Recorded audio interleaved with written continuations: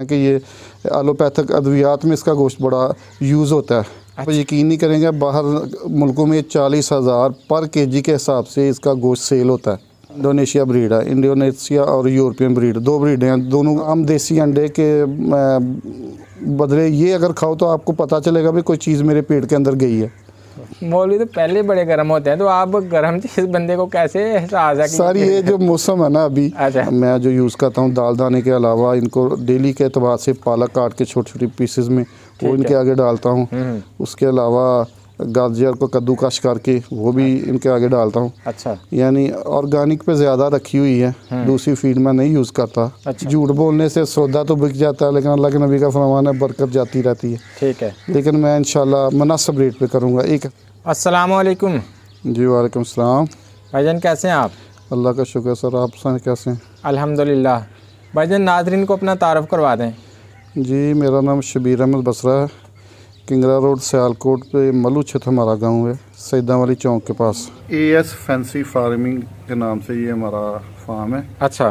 और ये हमारे भाई हैं अयूब साहब। अच्छा। इसलिए इनका नाम पहले रखा है मैंने। अच्छा। बड़े भाई हैं, दोस्त हैं बड़े अच्छे। और मेरे ये जो साइड बिजनेस हैं ये इनके मेरे पार्टनर हैं।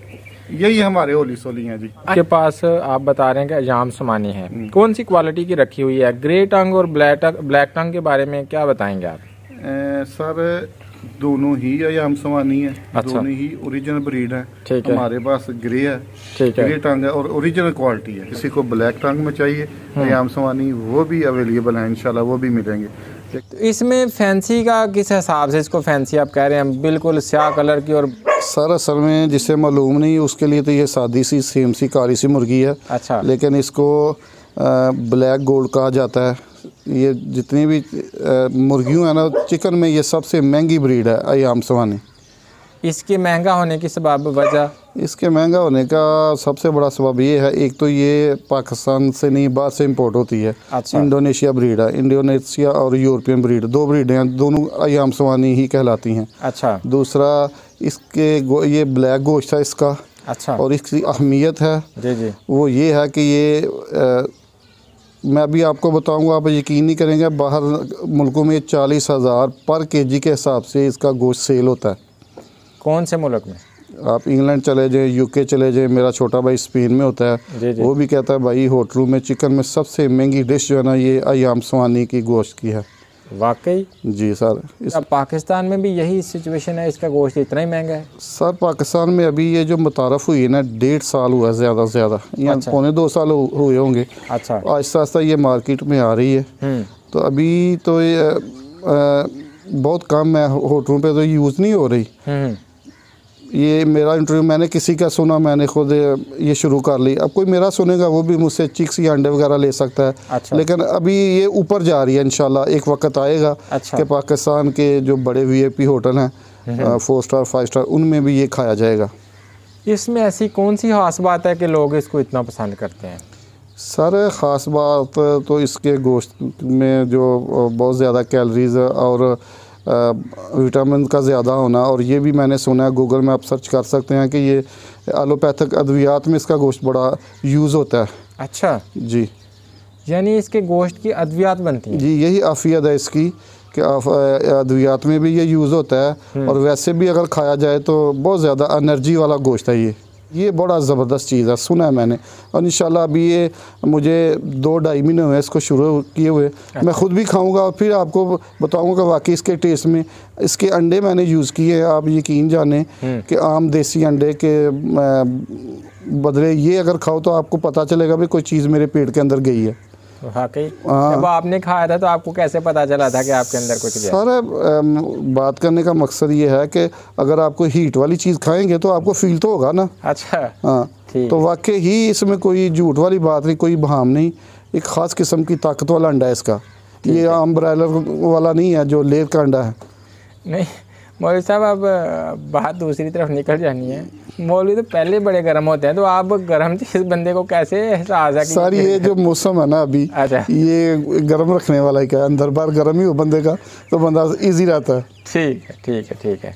तो आप इसके अंडे या बच्चे वगैरह सेल भी कर रहे हैं? सर इंशाल्लाह अभी जो मेरे पास 3 बड़ी मुर्गियाँ, एक मुर्गा है। जी जी ये सेट है। मेरे पास अंडे भी हैं, छोटे चिक्स भी हैं, आपने वीडियो में दिखाए होंगे। जी जी दोनों हम इंशाल्लाह सेल पर्पज़ के लिए लगाएंगे, OLX पे भी लगाएंगे, और जो हमसे रब्ता करे वो भी ले सकता है। तो ये जो पट्टियाँ पट्टे पीछे आपके फिर रहे हैं, तो इनके बारे में क्या आपका ख्याल है? सर ये सिर्फ इनकी एज 2 माह 10 दिन हुए हैं। अच्छा, जो 2 माह 10 दिन के हुए और बड़ी अच्छी ग्रोथ है इनकी। अच्छा, इनको हमने सेल नहीं करना, हम इनसे इंशाल्लाह ब्रीड लेंगे ठीक है, ताकि हमारा काम ज़्यादा हो। आप सिर्फ फिलहाल अंडे और छोटे बच्चे से छोटे बच्चे यही मैं सेल करूँगा इंशाल्लाह।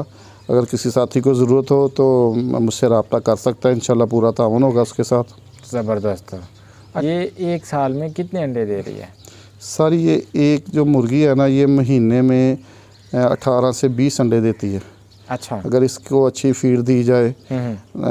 मैं जो यूज़ करता हूँ दाल दाने के अलावा इनको डेली के एतबार से पालक काट के छोटे छोटे पीसेस में वो इनके आगे डालता हूँ।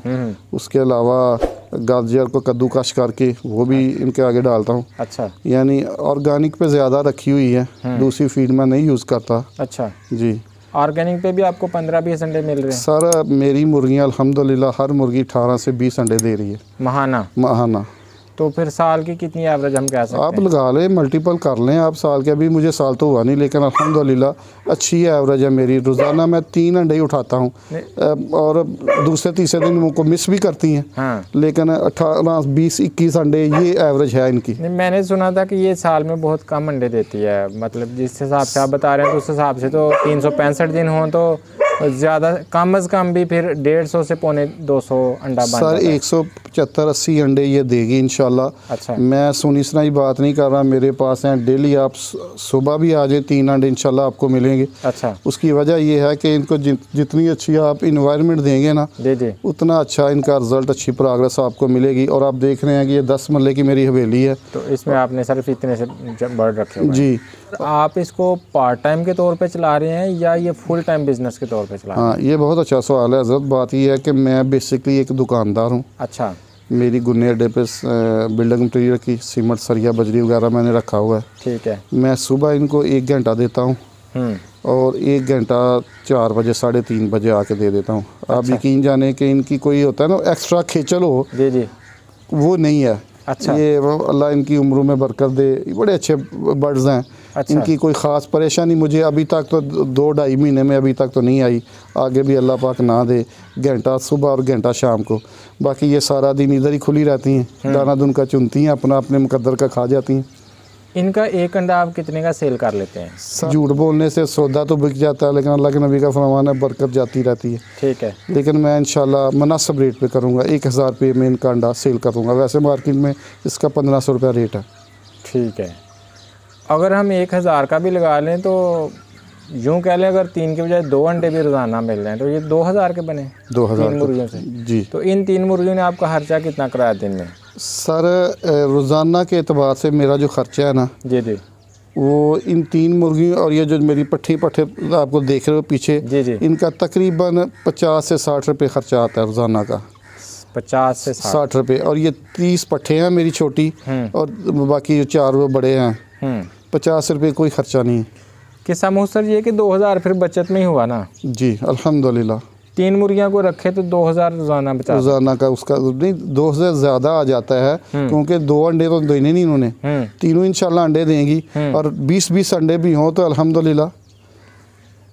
ये तो मुझे एक अनहोनी सी बात लग रही है कि 3 मुर्गियाँ बंदा रखे और रोज़ाना 2000 बचा ले। आप यकीन करें, जब मैं शुरू में इस लाइन में आया था 2-2.5 महीने पहले, तो मैंने बहुत सारे लोगों के इंटरव्यू वगैरह सुने। अच्छा। मैं उनके डेरों पे, उनके सेटअप पे मैंने खुद विज़िट किया, सुनी सुनाई बात नहीं। अच्छा। और जिस बंदे ने भी ये रखी हुई हैं, वो मेरा अल्लाह शाहिद है, वो खुशहाल हैं, खुश हैं, मुतमईन हैं। और ये सख्त ब्रीड है, इसकी मेडिसन में भी इतना ख़र्चा नहीं आता। स्टार्टिंग में जो वैक्सीनेशन है वो तो करनी होती है, उसके बाद हम इसको ना देसी तरीके से इनको पाल रहे हैं। कभी अदरक, थोम वगैरह, लहसुन वगैरह ब्रीक उनको कद्दूकश करके आगे डाल दिया, और ये सेहतमंद है। इस मुर्गे का आमतौर पे वज़न कितना है? सर ये आमतौर पर 1.5-2 या 2 किलो का है, लेकिन ये अल्हम्दुलिल्लाह 4 किलो का वज़न है। 4 kg वज़न है इसका। रिंग बर्ड है माशाल्लाह। इतना हैवी हेल्दी आपने कहीं मुर्गा देखा नहीं होगा ये आमसवानी में। कौन से कंट्री का इम्पोर्टेड रिंग बर्ड है ये? सर ये इंडोनेशिया, प्योर इंडोनेशिया का है। इंडोनेशिया से आया है? जी। हालांकि आप कह रहे थे ग्रे टंग है, तो ग्रे टंग वाले तो आमतौर पे यूरोपियन काउंट होते हैं। सारे इंडोनेशिया में ग्रे भी है, ब्लैक भी है। अच्छा। ठीक है, इसका रिंग पड़ा हुआ है।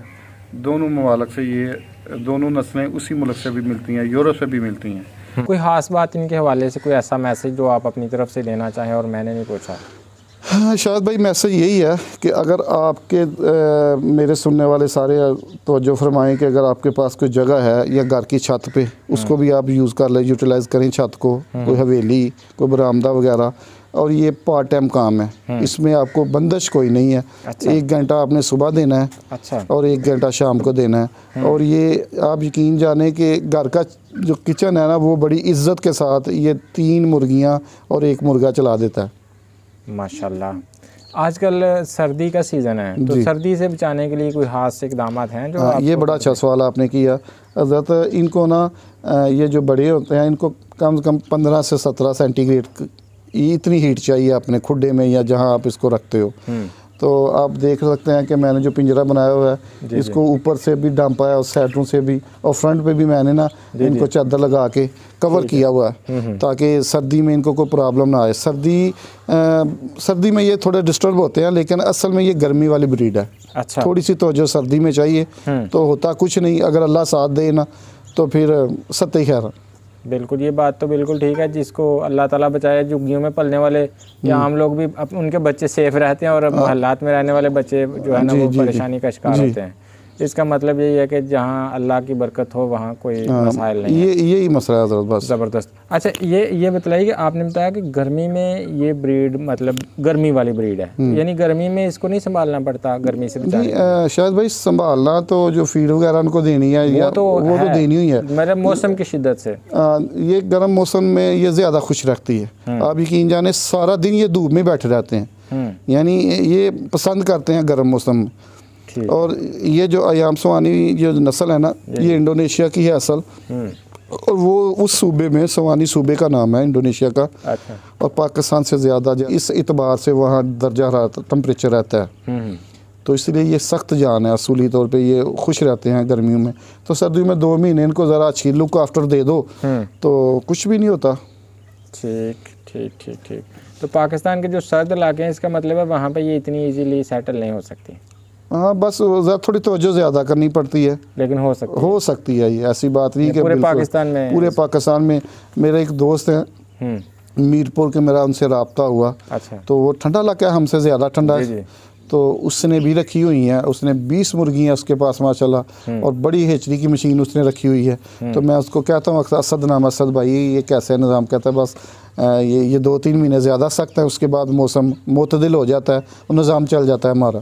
ठीक है जी। शबीर साहब, अपना कॉन्टैक्ट नंबर शेयर कर दीजिए नाज़रीन के साथ। सर मेरा नंबर है 0322 739 7178। जी शबीर साहब, बहुत शुक्रिया। अस्सलाम वालेकुम। वालेकुम अस्सलाम व रहमतुल्लाह।